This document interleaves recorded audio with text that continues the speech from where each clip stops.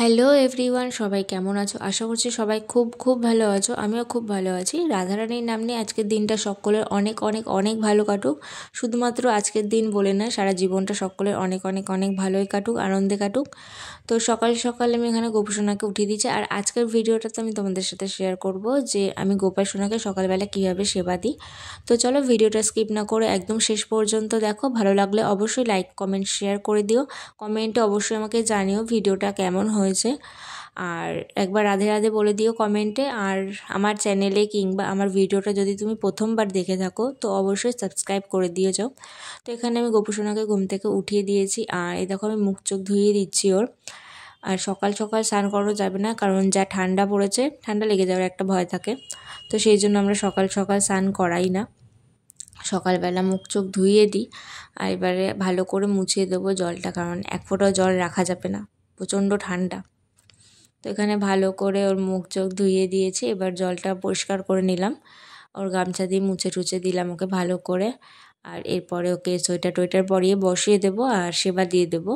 বেলা করে স্নান করাই এখন, মানে বেলা বলতে খুব বেলা না, মোটামুটি একটা বেলাতে স্নান করাই, সকাল সকাল স্নান করাই না। আর এবার ওকে আমি এখানে পঞ্চু পরিয়ে দিচ্ছি, ওর এটা সোয়েটার। আরও আছে অনেকগুলো সোয়েটার, তোমাদের একটা ভিডিও করে অবশ্যই দেখাবো পরে।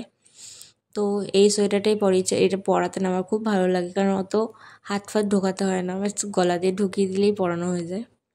তো এই জন্য আমার এটা পরাতে খুব ভালো লাগে।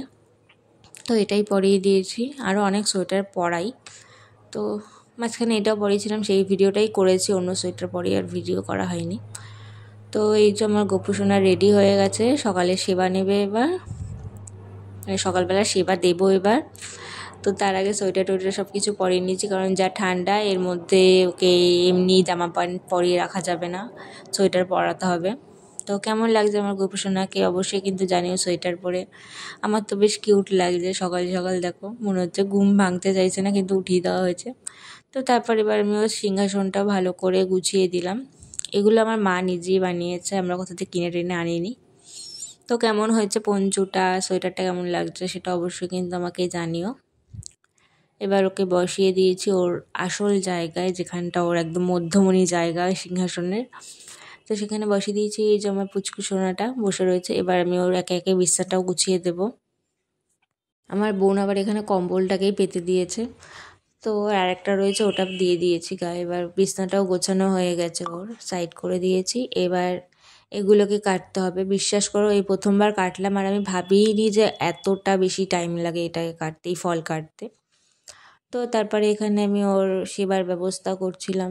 অনেক টাইম নিয়ে কেটেছি আমি, মানে এতটা টাইম লাগে ভাবিনি। ভেবেছি ছোটো ছোটো ফল কতক্ষণই বা লাগবে কেটে তৈরি করতে, কিন্তু অনেকক্ষণ সময় লাগে, অনেকক্ষণ। বড্ড শক্ত ছিল খোসাগুলো।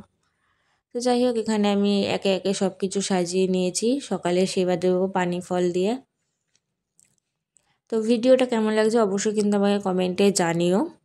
অনেক দিন ভয়েস দেওয়া হয় না, তো কিছু ভুলভাল বলে থাকলে ক্ষমা করে দিও। তারপরে এখানে আমি তুলসী পাতা দিয়ে দিচ্ছি ভোগে, আর মায়ের ভোগে ফুল দিয়ে নিবেদন করতে হয়, তো সেই জন্য ফুল দিয়ে দিয়েছি। আর এই দেখো আমাদের সবাইকে দেওয়া হয়ে গেছে। তো সকালবেলা আমি 3টে বাটাতেই দিই, আর দিই না, বা দুপুরবেলা অনেকগুলো বাটা দিয়েই পুজো দিই। তো কেমন লেগেছে অবশ্যই বলো। দেখা হচ্ছে নেক্সট ভিডিও।